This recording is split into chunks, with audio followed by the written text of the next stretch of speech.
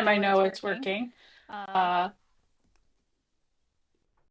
it's double working because the time to make a mic that worked was running at the same time as the mic.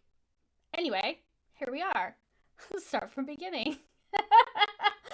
Oh, I will just give you the short version. There is some kind of bug with my mic that I thought had cleared up, and it has returned. Where if it gets bumped, sometimes my computer is like, fine, if you're gonna be like that, I don't know you. And the only solution I have come to find is restart the computer. So it turns out adding a second audio capture does not override that. So we know that now. But yes, we are going to just go ahead and get started. We're running late enough as it is. 25-minute sprints.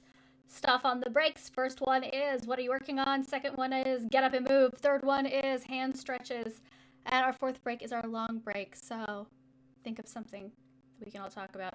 Why do I sound like a chipmunk? I don't know. We'll figure that out later. I just don't have the wherewithal for Gary today.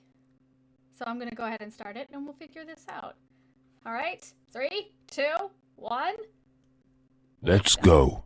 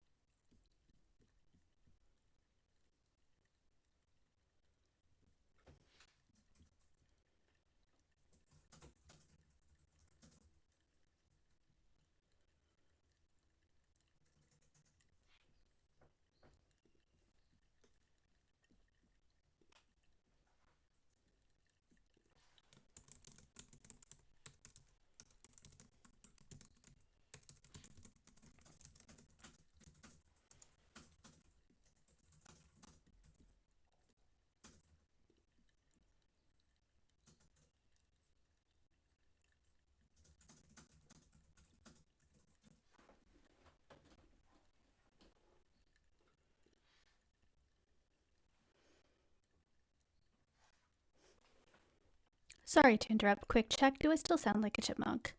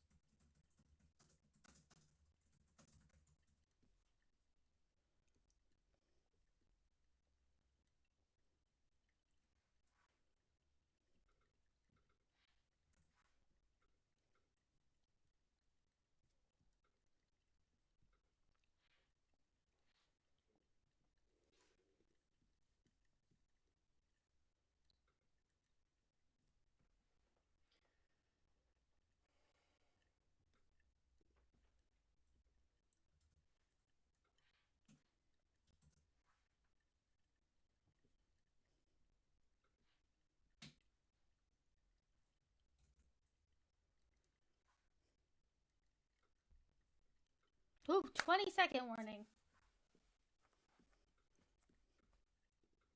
Also, you have to tell me, did that fix it?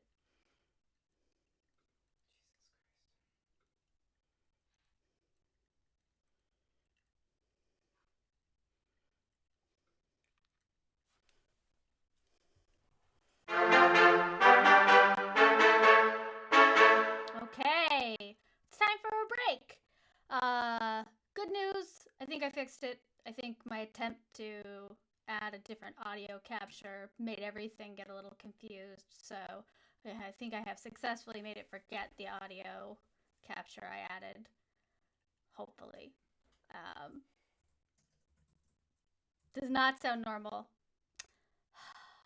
Crazy town. Well, okay.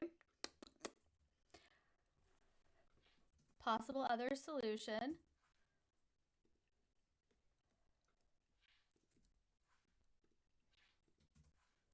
This is my AirPods, which means it's not going through the microphone. The quality is not as good, I'm sure, but hopefully I don't sound like a chipmunk. Because, guys, truly, this is the weirdest problem. I am having such a hard time figuring it out. The rates are the same, nothing's changed. It's so weird. And Googling this gets me people asking this question and never being answered. So I have to figure out what's the secret. But anyway, for now, tell your chipmunk con artist here what you're working on. I've been working on art fighting with this mic. Uh, Absolutely weird. With this mic problem, and giving the players one last set of reminders. And oh, I have added. You can all see this because I did do something. Da-da-da. We have one new command entered. Ta-da! Yeah. So let's see. What's everybody else working on? Oh, let's see. Ben says, I'm working on a grant reports for work. My boss is freaking out because he can't find our incorporation documents. Because Google Drive has been getting really bad for me. I feel like we're doing a lot of working around the Dungeon Scrollers Google Drive because it's so badly behaved. Oh, let's see. Eric, still working on Devil Within. Progress at pace. Dan the Fantasy Author. Hello, welcome. Says I'm working on revisions and edits to my comedic fantasy novel. Sounds like fun. Wait, now it's normal? Okay, weird. So bizarre. Cast brings a certain level of blast weirdness to things, which is why I'm very excited they're playing in this game. And if somehow the reminder to Twitch that Cass is going to be here made it behave, I'm not actually that surprised. Let's see, Gleaming Metal is debugging Docker scripts, unless that is telling me what I should do, which is possible because this is not my bag. Goblin War is working on 3D designing, drawing, designing, sculpting. Let's see, the kids are asleep, working on a few different novel projects. Flu and fatigue making brain fog bad. I am sorry. The stuff that is currently going around is so rough. Um, I'm glad for you that you have the ability to work on stuff a little bit still. Take care. Let's see, once cookies are in, I might just doodle ahead of game. Sounds like fun. It's super fun doing. I had to scroll back up. Debugging Docker scripts. Looking for quick dinner ideas that aren't noodles. Oh my God, they're all noodles. They're all noodles. It's crazy. Let's see. Vox outlining the old D&D filed off story. None of the characters had good enough motivation, so I added a new character that might have to be the POV. Cool. Our Writing About Dragons and Shit episode this week, we got into talking about personal motivations, and why that's so important when you're doing like an anti-hero story. But it's kind of like good practice across the board. So if you were actually kind of a horrible person willing to transgress, why would you be doing the right thing? And Hasselberg, welcome, welcome. Painting Hellsith miniatures Let's while go. wandering. How best to create a subplot, political intrigue. Good luck. Sounds fun.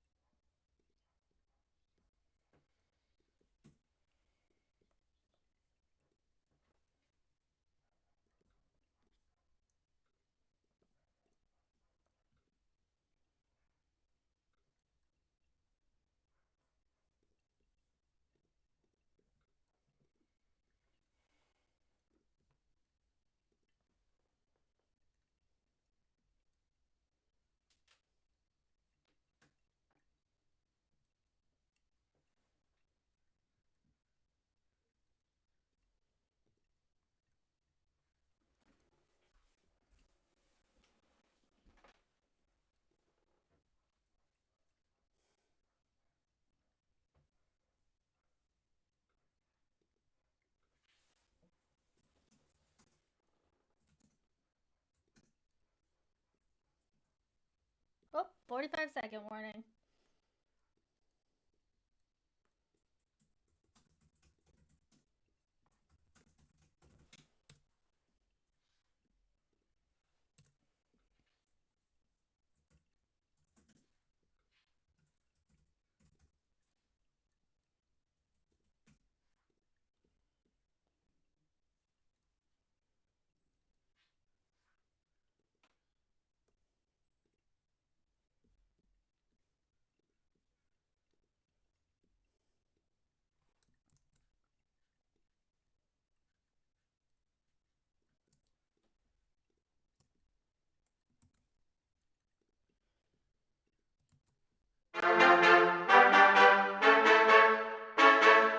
Okay, it's time for a break. This one is our get up and move break. So get up, stretch your legs, get a drink of water, do whatever you need to do to go for another hour, and I will see you back here in 4 minutes and 43 seconds.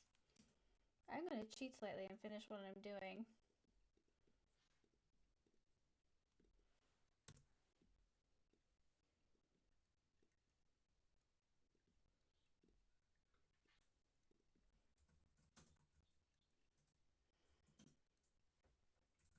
Again?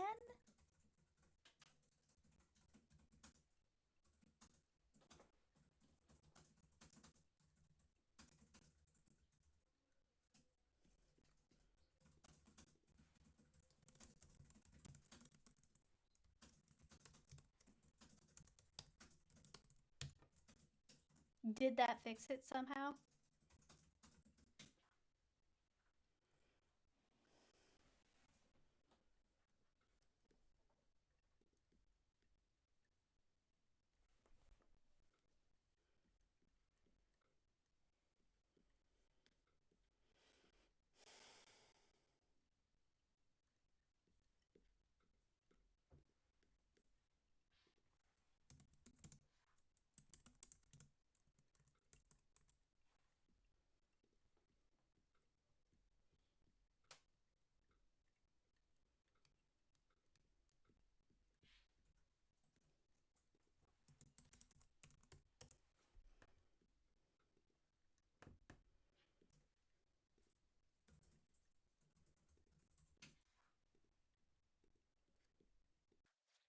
I intentionally changed mics because set my AirPods, which parts of the beginning.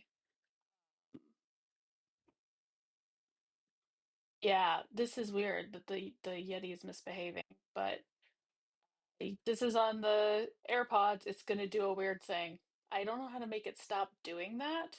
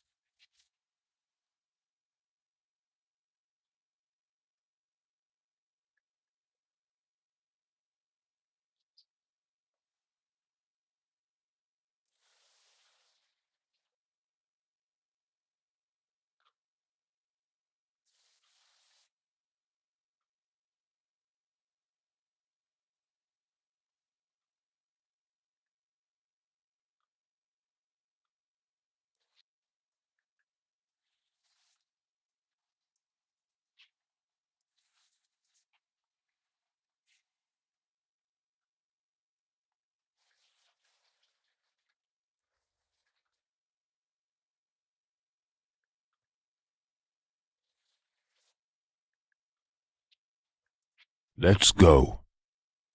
Well, that was very quick.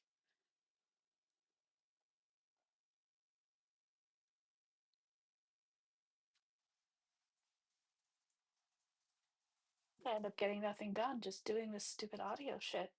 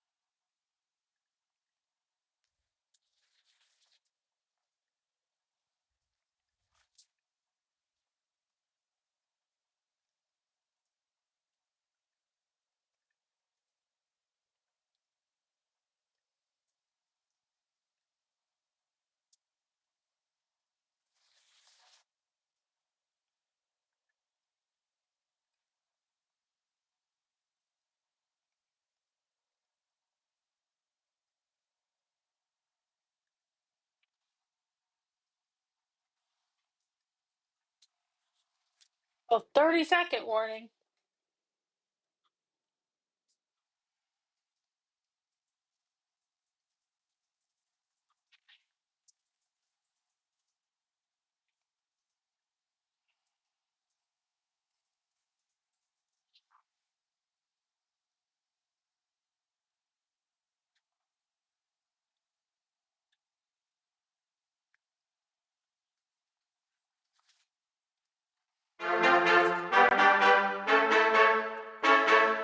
Okay, time for another break.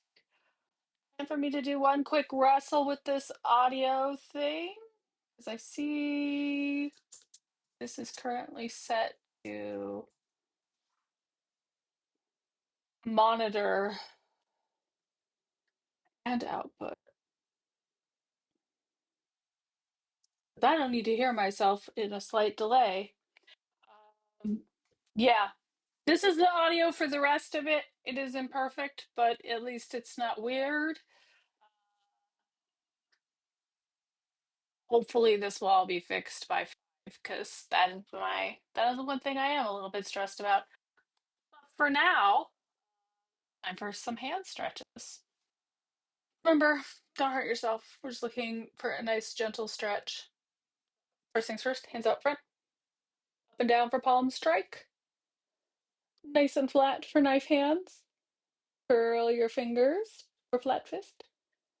Make a fist. Point your fingers back towards your body for bow wrist. And then reverse bow wrist, fist, flat fist, knife hands, palm strike. Now we're going to do it again, but a little bit faster. Palm strike, knife hands, flat fist, fist, bow wrist, fist, flat fist, knife hands, palm strike. All right. Now we're going to do some of these stretches. I don't know what that uh-oh means. I'm not even going to care anymore. We have peaked on tech gremlins. It can't get worse. Right. Gently forward, gently down. Nice deep breath.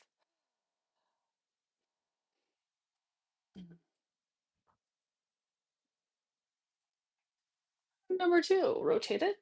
Look straight down. I have managed to get through a little bit of my checklist. Not much.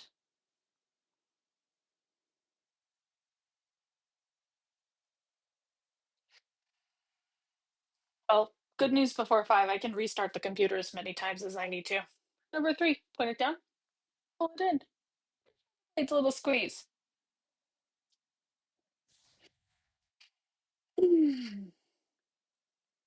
Right, number 4, nice extend. Stretch along that forearm.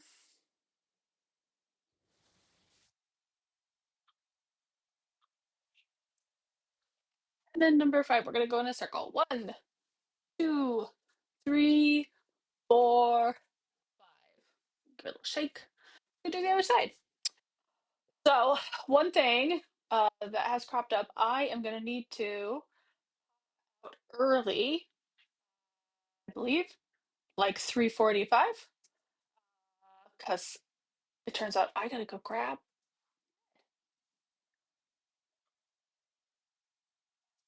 number 2.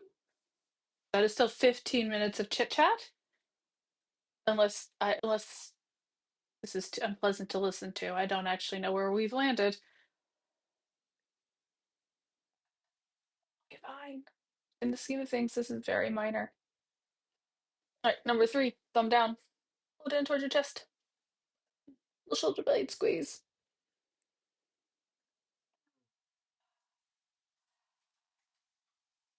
And number 4.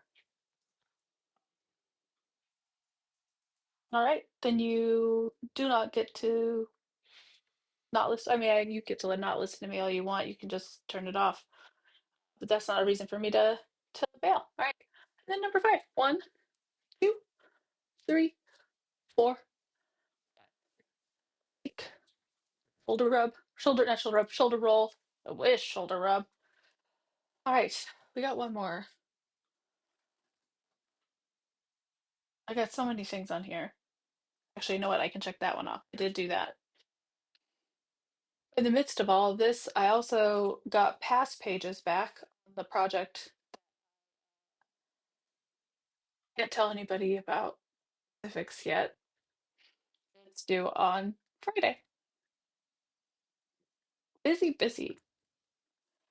I'm a little bit excited to go.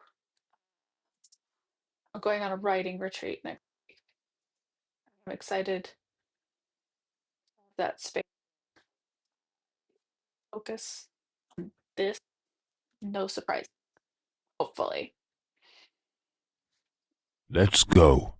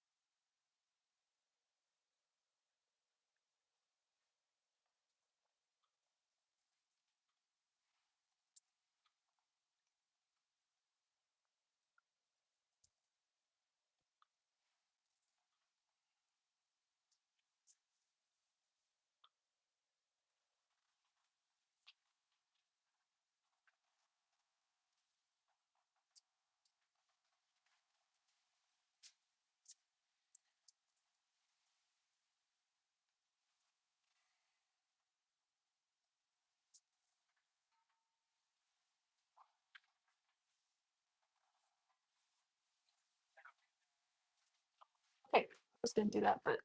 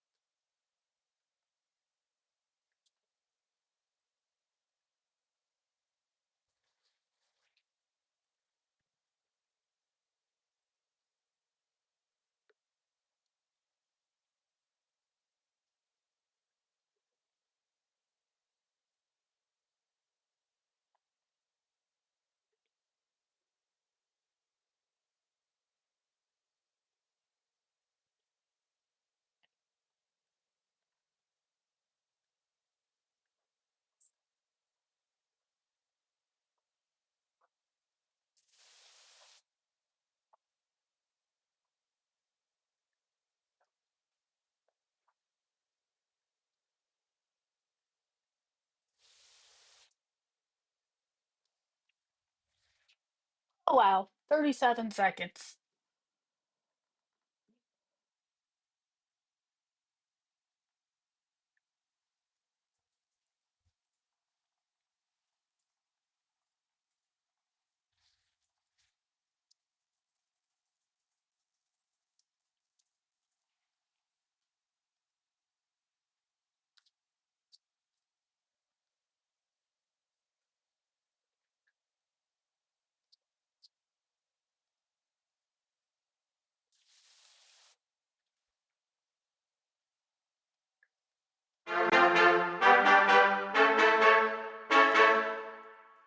Okay.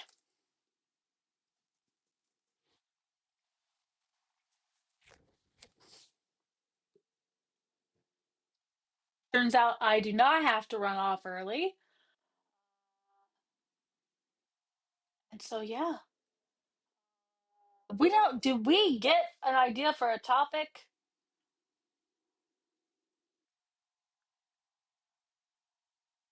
besides why is audio tech,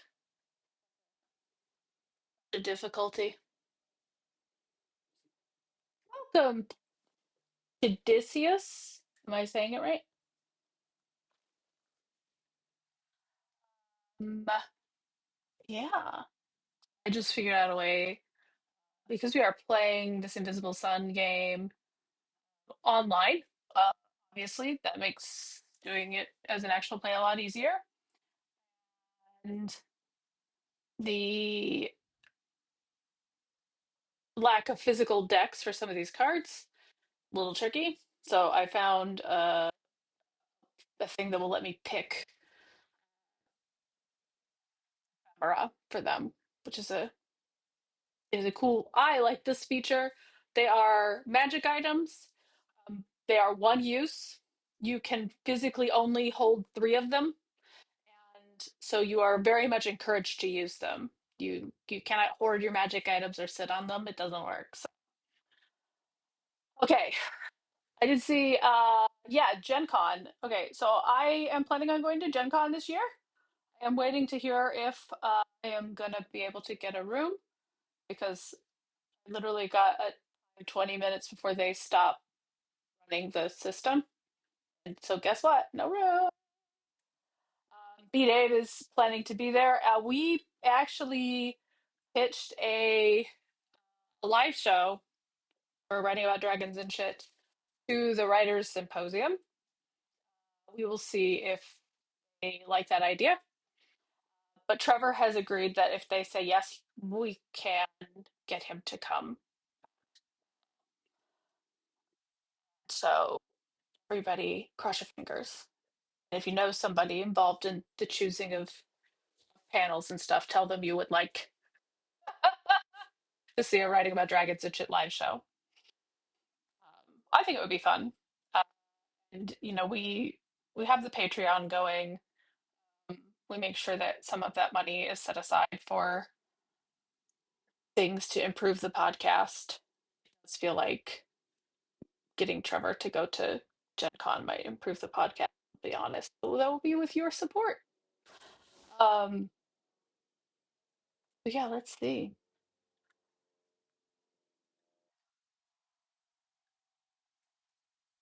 The How long do you expect the game to run tonight? So the goal with these games are that they're going to be about 2 hours. Um, just three is a long one. Um, it's a little standard, but it does feel like people less and less often have that much time. We'll see if that works. Um, the first game in an Invisible Sun campaign is kind of building the characters together. So they're going to come in with their characters mostly defined in terms of who they are as an individual, and then the first step is you come up with um, what is their neighborhood like. You define one or two neighbors of theirs. You pick out 1 to 3 locations, a couple of problems or rumors, or just some hook, and the everybody except the player comes up with them, although I don't think it's a problem with the players also chiming in. And then the player sort of decides what they like. And then the game master kind of tallies up which things are positives and which things are negatives. And if you tilt one way or the other, you get to start with a joy or a despair, which are the ways that you advance your character. You need to have a joy and a despair to make a crux.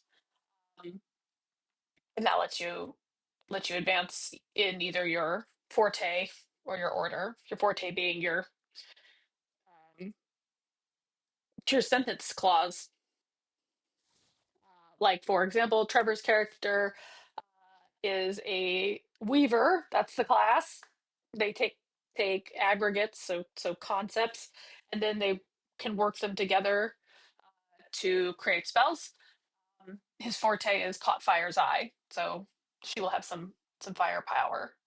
And so when you have a crux, you can kind of apply it, advancing one or the other of those two things. So anyway, you want bad stuff to happen to you.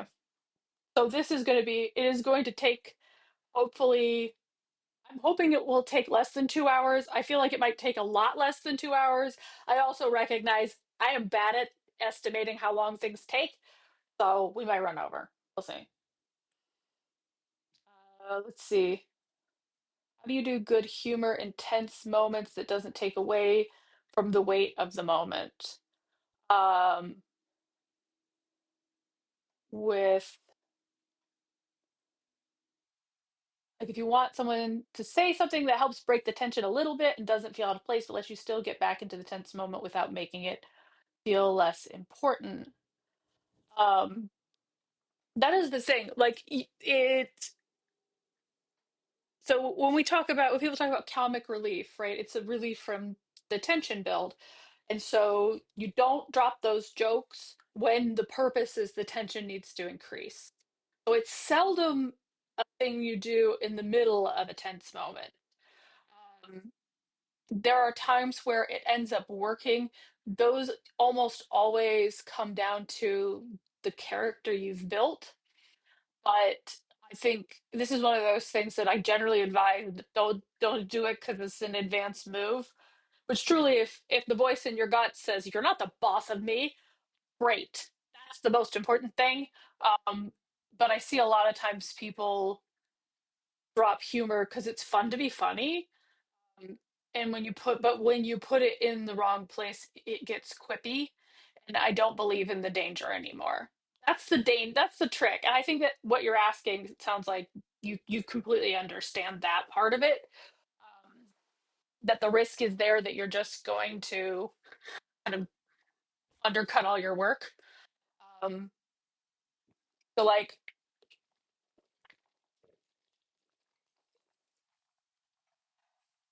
that is the main thing. Is like, what's the hope here?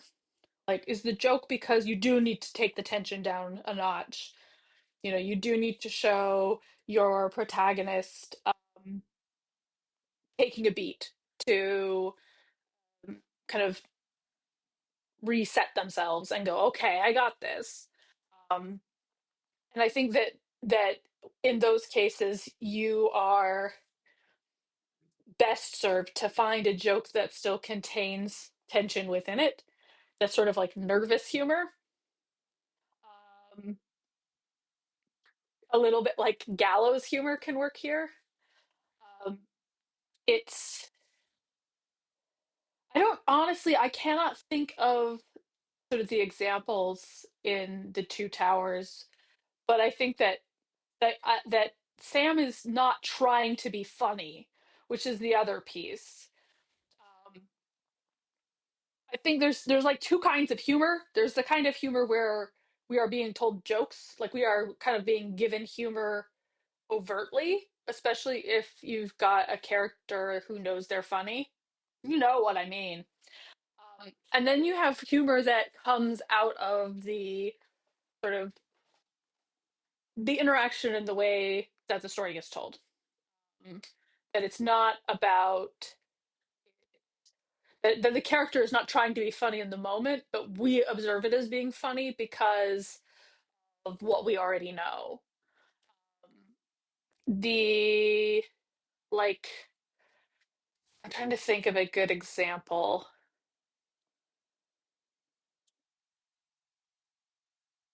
Like, there are parts of Empire of Exiles that I think are funny, but they are not funny because anybody's trying to crack a joke. Um, they're like, it's like what you're saying though. It's like you have a character, and this is how they would behave. And sometimes how they would behave involves, just being like, why is this happening to us? Like, not fully understanding the danger. And so, if you have pre established this is not a character that is going to fully appreciate the danger and the tension, then you've got, when they don't, it sort of makes us nervous for them. It keeps the tension going. Um, I think that's the main thing is like you don't want to work against your goals.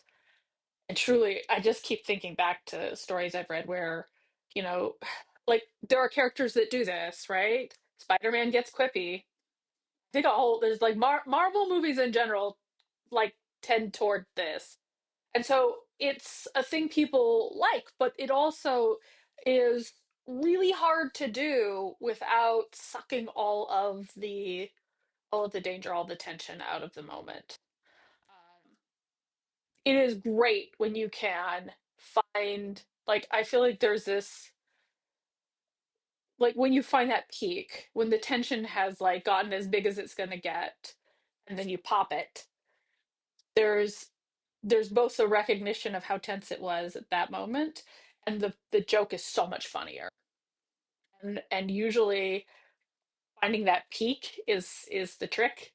Um, this is I hate to go to my own work as an example too much, but there's a little bit of like, I know you folks, I know what you've seen and read to a certain extent. There's a point in Fearful Symmetry where I've never had such good comedic timing. It is when Artemisia and Florin are like having this big fight, and I, there's a like a pause. Nobody was ready to jump in, and I had Ilya go, "Did he not like the pen?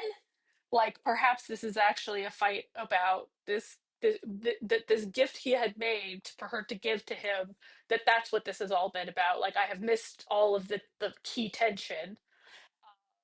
And the laughter was explosive, and the reason it worked was because it was so tense that in that moment, like what is the way you approach it?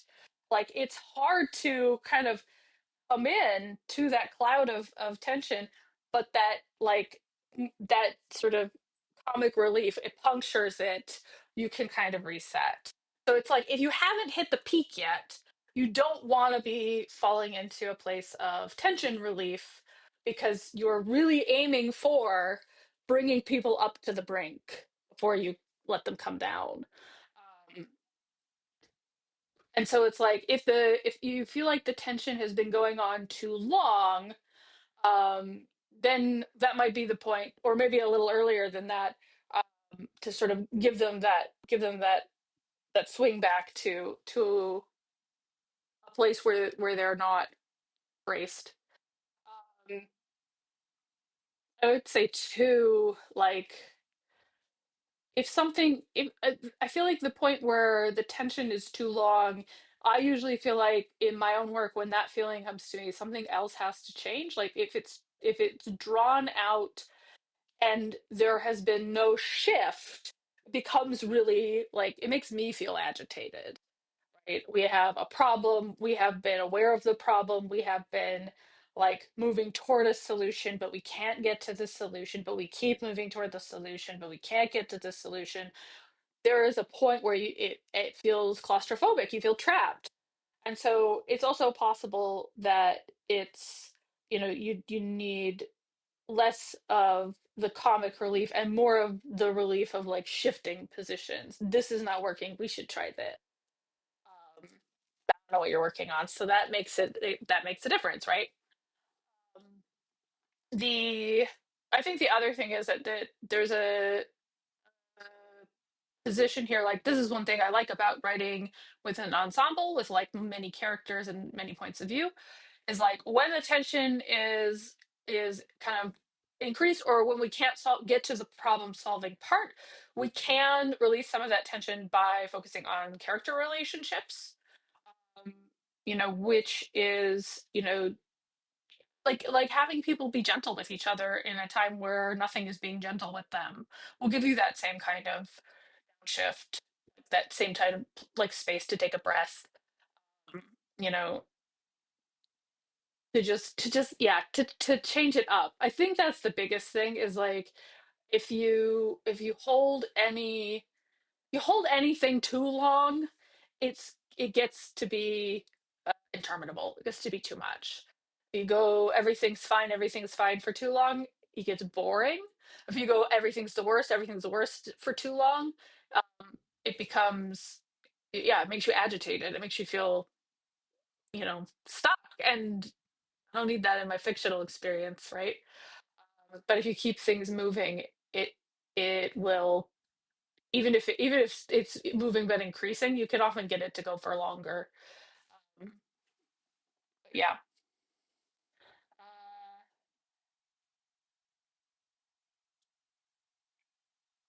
yeah, that's what I'm saying. It should be a moment of relief. I don't necessarily agree that that it's a good idea to do it in the midst of things.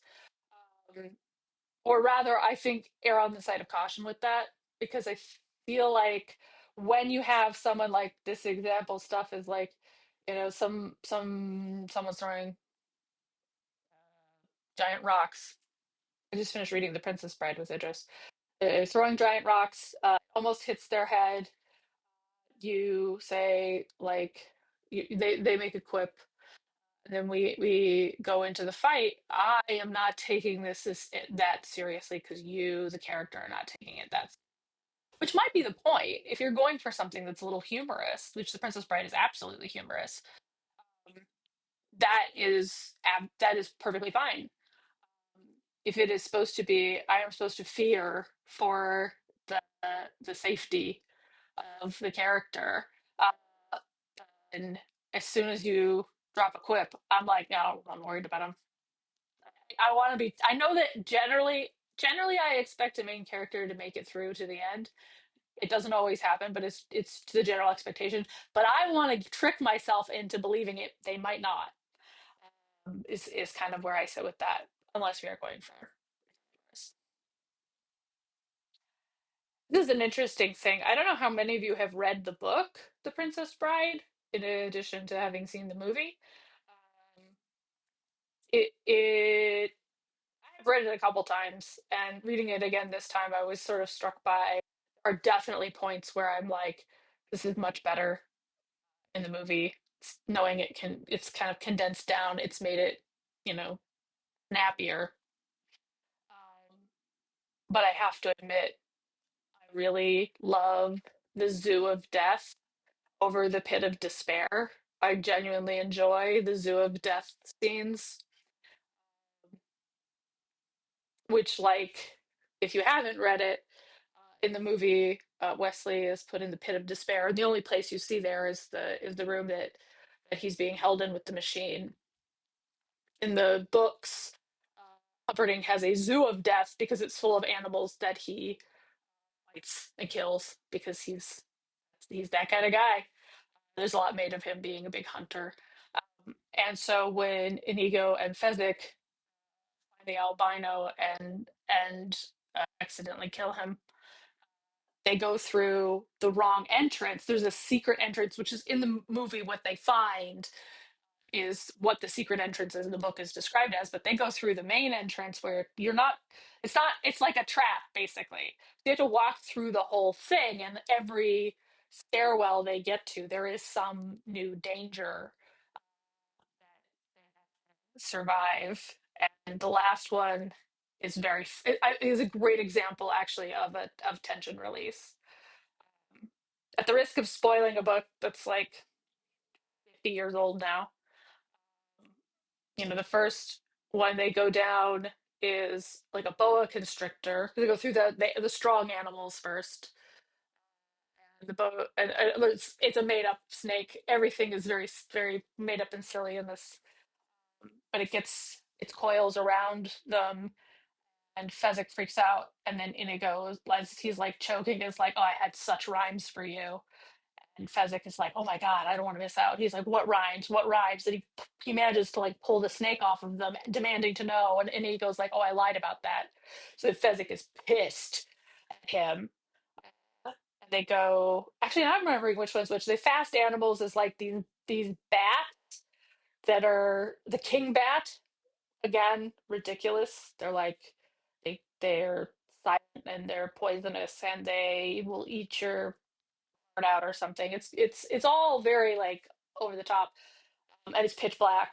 When they walk in, the lights all go out, and Fezzik kind of freaks out again. Fezzik does a lot of freaking out, and Inigo like manages to basically hunt them by the sound of their wings and stab them all with his sword.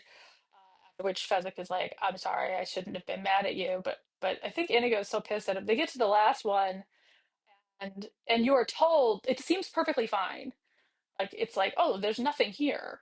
And what you're told is this is the animals that are like poisonous, basically, like the true killers.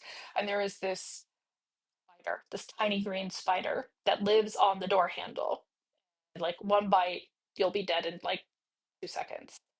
And so there is this sort of buildup, and there is like the two of them trying to go down these stairs while kind of repairing this rift that's between them, and they walk down not realizing how close they're getting to the spider. They walk back, like Inigo will walk down, the Fezzik walks, that he like comes back up like, don't come down here. And Fezzik gets so worked up that he just like panics and charges the door, knocks the door down, and then Inigo steps on the spider. And I found it very delightful, like the sort of like build and build and build, um, and then just like it's very anticlimactic, but it's a good use of it. Um, so yeah, those are great scenes. But honestly, Count Rugen's death is better in the movie. I think it's a little too like trying to put icing on icing to kind of draw it out. Um, yeah, he has so many bats on his sword he can barely lift it. It is a lot of bats. I feel like there was one more, but I can't think of what it is because it wouldn't have made sense with that structure. Um, so yeah, it's I think it does a good job of building the tension and then pulling it out from under you.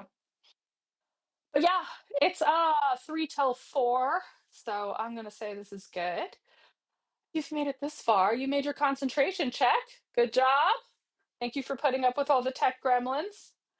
Um, yeah, I'm Erin Evans. You can buy my books at all fine bookstores, and you can listen to my podcast, Writing About Dragons and Shit, with B. Dave Walters and Trevor Bettis. New episodes go up on Friday. This week is actually -1 B Dave because he did get stuck in some traffic. But +1 guest, Jeremy Zoll, is joining us to talk about antiheroes, and sort of what you learn when publishing. It was really good. It was a really good, interesting craft talk, and also hilarious. It was a good time. Um, let's see. Yeah, the only other thing is stick around because we're coming. We'll be back up in an hour. Go get yourself a snack or whatever dinner, whatever you need. But come back, join us for our first episode of To the End of Reason, and see how this Invisible Sun game works. So I'm excited, and hope you all are too. So until next week. Actually, whoa. Nope. Yep. I will. Okay. Wait. One more thing. I will be at Emerald City Comic Con on Sunday if you're in the area. A panel at 2:45 with a whole bunch of cool folks. But I will also be back here. I will not be gone. I will leave on Wednesday, but then I will be back. You guys won't miss out. Other people will miss out. All right. That's it. See you in an hour. Until next week or an hour from now. Get some good work done. And don't forget to rest.